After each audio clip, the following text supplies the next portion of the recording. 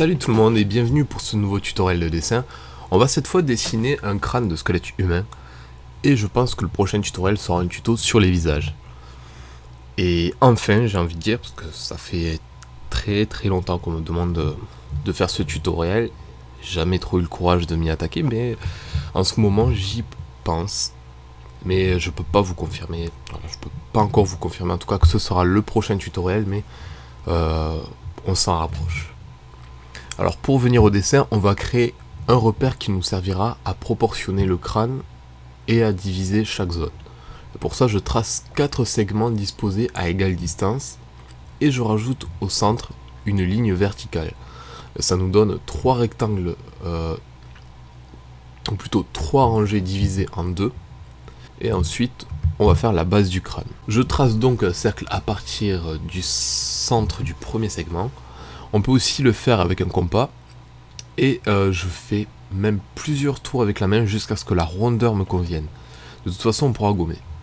Il faut juste éviter d'appuyer trop fort sur votre crayon. Ensuite, on va faire la partie secondaire du crâne en commençant par ces 2 repères verticaux, à 2 tiers du centre à peu près sur chaque côté. Pareil, je ne fais pas de traits francs. Je repasse plusieurs fois sans hésiter pour que la forme me convienne. Alors je casse un peu le pointu de chaque bout pour pas donner trop de carré à la mâchoire. Et maintenant on va faire une sorte de liaison entre les 2 parties du crâne avec une bosse pour chaque côté. Elle, c'est la partie osseuse devant vos oreilles qui fait aussi la hauteur de vos joues, aussi appelée les pommettes. Alors cette partie osseuse ne s'arrête pas aux oreilles, en fait elle monte en verticale au bord de nos yeux et s'arrête plus haut. Donc je prévois le volume de chaque côté en y ajoutant un trait. Ensuite, en partant du centre de ce trait, on va faire un ovale pour faire le creux du nez. Alors la hauteur de ce creux correspond au niveau des pommettes et surtout il faut laisser un espace osseux ici. Une fois qu'on a l'ovale de notre creux, on peut faire le creux des yeux. C'est aussi 2 ovales, mais un peu plus pointus sur les côtés. Et ils sont aussi un peu penchés vers le centre. Encore une fois, on se sert du trait repère qu'on a fait exprès, et ça nous donne exactement le début de ce creux.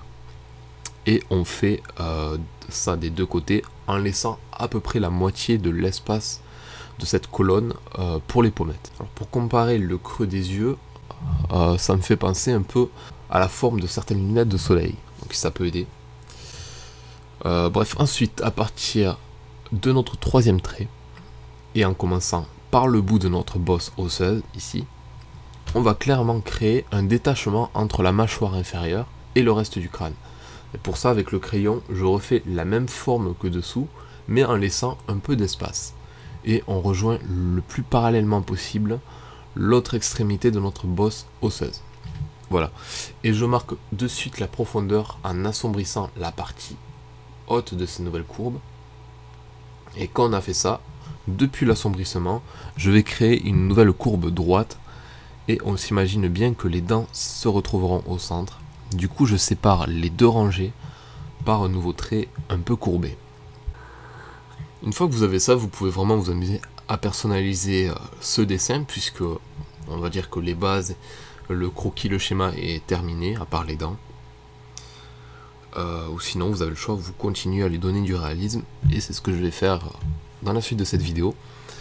Donc pour ça, je vais commencer à gommer ce qui ne sert plus à rien. Pour m'aider, j'ajoute l'intervalle aussi des dents les plus imposantes de devant.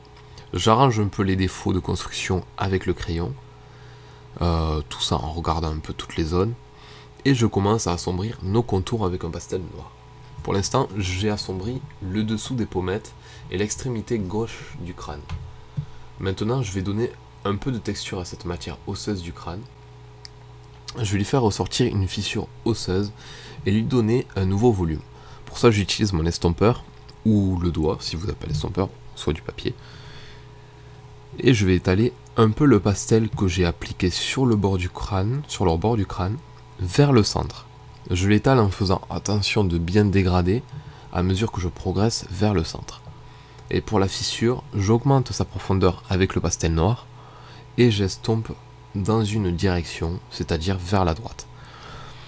Et je laisse en contrepartie une fine partie blanche de l'autre côté de la fissure qui longera, qui suivra cette fissure sur tout son long.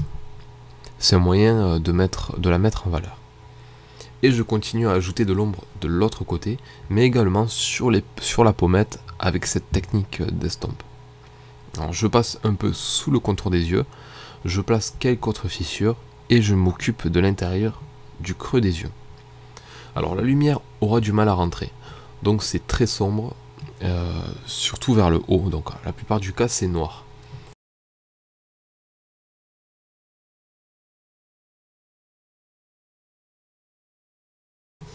Je fais pareil pour les creux du nez et je remets en valeur la bosse du nez en augmentant un peu la fissure entre les deux yeux. Pour la suite, je vais donner des ombres là où la profondeur augmente ou bien là où un volume crée de l'ombre. Alors j'augmente un peu le contour du crâne avec le pastel et je mets en valeur la profondeur sous les pommettes.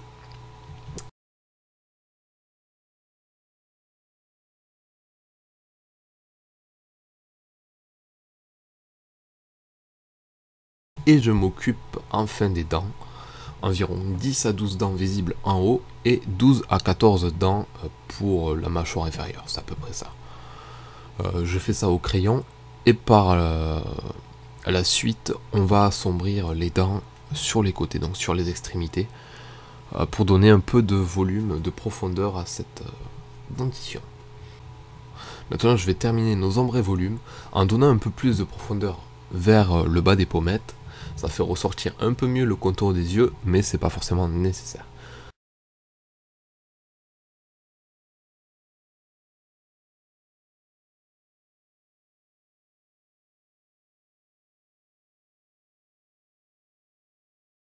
Alors l'os du menton, c'est assez compliqué. Le plus important, c'est de savoir qu'il y a comme un léger contour autour des dents, un peu comme le contour des yeux. Et ce contour prend un peu de volume, donc ça reste généralement clair. Et le bas du menton ressort plus globalement vers le bas.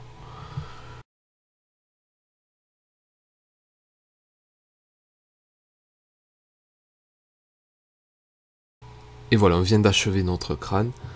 À vous de le customiser avec des flammes, avec des symboles. N'hésitez pas à donner vos impressions en commentaire. Et vous abonner à la chaîne pour ceux qui ne sont pas encore abonnés. D'autres tutoriels prochainement. Et sur ce, je vous dis à bientôt tout le monde.